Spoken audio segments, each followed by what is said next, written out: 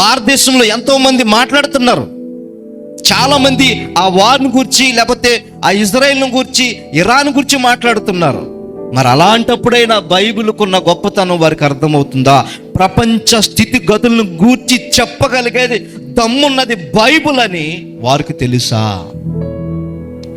వారికి తెలుసా? ఎన్నో మతాలు ఉన్నాయే, ఎన్నో మతాల మీద పీట వేసి కూర్చున్నారే.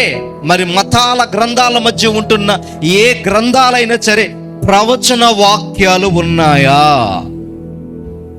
ప్రపంచంలో జరుగుతున్న ఈ సంభవాలకు ఇదిగో ఇలా జరుగుతాయని మిగిలిన ఏ గ్రంథాలైనా చెప్పగలుగుతున్నాయా?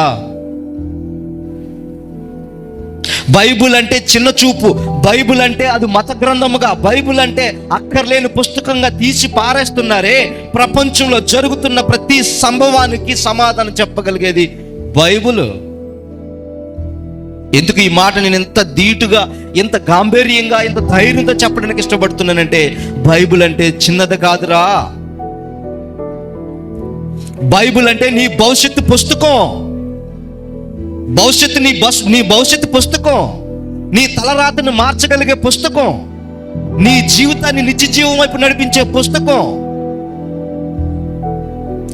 చెప్పడానికి ఇష్టపడుతున్నాను నేను. విదేశీ పుస్తకం కాదు ఇది, మత గ్రంథం కాదు ఇది. ఒక మతం అని పేరు పెట్టి మీకు ఇష్టం వచ్చినట్టు హింసాకాండలు చేయగలిగిన పుస్తకం కాదు ఇది. ప్రపంచంలో జరుగుతున్నవి జరుగుతాయని ముందే చెప్పిన దమ్మున్న బైబిల్. అందుకనే గ్రంథాన్ని ఎలా చదువుకోవాలంట? భక్తి కొరకమో కాదట, విశ్వాసం కొరకే కాదట, ప్రపంచంలో జరుగుతున్న సంభవాలను గూర్చి కూడా బైబిల్ జ్ఞానాన్ని మనం నేర్చుకోవాలి. బైబిల్ జ్ఞానాన్ని మనం నేర్చుకోవాలి. ఎందుకంటే ఇప్పుడు ఏదైతే వారు జరుగుతుందో ఆ వారి మధ్య జరుగుతున్న సంగతులు బైబిల్తో ముడిపడి ఉన్నాయని చెప్పడానికి నేను ఇష్టపడుతున్నాను. ఇన్ని కోతలకు వస్తారే, ఇంతమంది రాధా మనోహర్ దాస్ కానీ, కరుణాకర్ సుగుణ కానీ, ఇలాంటి వారంతా ఏవేవో కారు కోతలకు వస్తూ ఉంటారే. వారి గ్రంథాల కోసం వారికే తెలియదు కదా, వారి పుస్తకాల మీద వారికే పట్టు లేదు కదా. కానీ ప్రపంచంలో జరుగుతున్న సంగతులను గూర్చి ఏమైనా కొంచెమైనా మాట్లాడగలరా? వాళ్ళు మాట్లాడే స్కోప్ లేదు, ఎందుకంటే వారి దగ్గర సబ్జెక్టు లేదు కాబట్టి. మచ్చుకు బైబిల్లో చెప్పబడుతున్న సంగతులకి సంబంధం ఉందని చెప్పడానికి ఎగ్జాంపుల్ ఒకటే. ఏంటనంటే, ఇప్పుడు ఏదైతే ఇస్రాయెల్ ఇరాన్ మీద యుద్ధం చేస్తుందో వాటిని గూర్చి బైబిల్ ముందే ఎప్పుడో ప్రవచన పూర్వకంగా వ్రాయబడిందని ఎన్నో వీడియోస్ మనకు కనబడుతున్నాయి. ఇలాంటి వీడియోస్ ఎందుకు నేను ముందు పెడుతున్నానంటే, ఇలాంటివే ఒక ఎగ్జాంపుల్గా బయట వారికి చెప్పడానికి నేను ఇష్టపడుతున్నాను. యెహెజ్కేలు గ్రంథంలో రాయబడిన ఏ ప్రవచనాలు అయితే ఉన్నాయో ఆ ప్రవచనాలకు సరిపడుగా, కాలం పరిపూర్ణమైనట్టుగా, కాలం దగ్గరలోకి వచ్చిందన్నట్టుగా ఇశ్రాయేలు మీదకి ఇరాన్తో పాటు ఎవరెవరు వస్తున్నారట? ఎవరెవరో రష్యా, మిగిలిన దేశాలు వస్తున్నాయట. ఇలా వస్తాయని, ఇలా ఇశ్రాయేలు మీద యుద్ధం చేస్తాయని బైబిల్లో ఎప్పుడో రాయబడిన ప్రవచనాల ఆధారంగా ఎంతోమంది మాట్లాడుతున్నారు. బైబిల్ అంటే ఈనాటి గ్రంథం కాదు. బైబిల్ అంటే ఒక కోణానికే, ఒక విషయానికే సంబంధించింది కాదని చెప్పడానికి ఇష్టపడుతున్నాను నేను.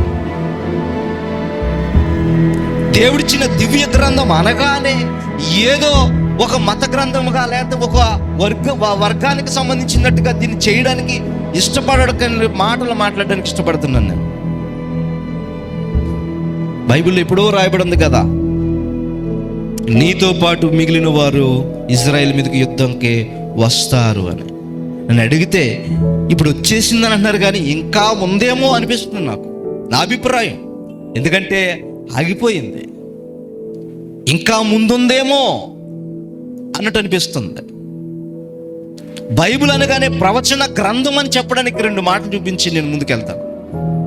యెహెజ్కేలు గ్రంథం 38వ అధ్యాయం 5వ వచనం చదవండి. యెహెజ్కేలు గ్రంథం 38వ అధ్యాయం 5వ వచనం.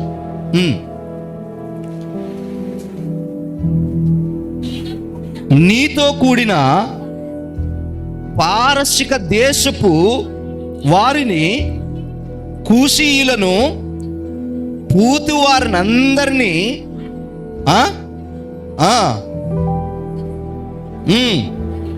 ధరించు వారందరినీ చాలు. ఈ మాట చదువుకుండా 5వ వచనం. ఇది ప్రవచన గ్రంథం, ప్రవచన మాట అని చెప్పడానికి ఇష్టపడుతున్నా. ఎప్పుడో రాయబడింది. ఇశ్రాయేలీలు దేవుడు వారి మీద మోపిన శాపాలు అన్ని కాదండి. దేవుడు మాట వినని ఇశ్రాయేలు మధ్య దేవుడు ఎంత కొట్టాలో అంత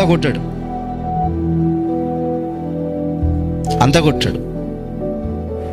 బైబుల్ అనగానే ప్రపంచంలో ఇప్పటికీ తర్వాత జరగబోయే సంగతులను గూర్చి ముందే చెప్పబడింది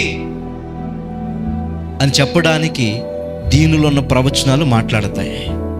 మరి ఏమైనా మాట్లాడతాయా? మాట్లాడలేవు. వాటికి దమ్ము లేదు. ఎందుకంటే ఇది దేవుడిచ్చిన గ్రంథం. దేవుడిచ్చిన గ్రంథంలోనే జరగబోయేవి, జరిగినవి అంతా వివరంగా దేవుడిచ్చిన గ్రంథంలోనే మాత్రమే ఉంటాయి.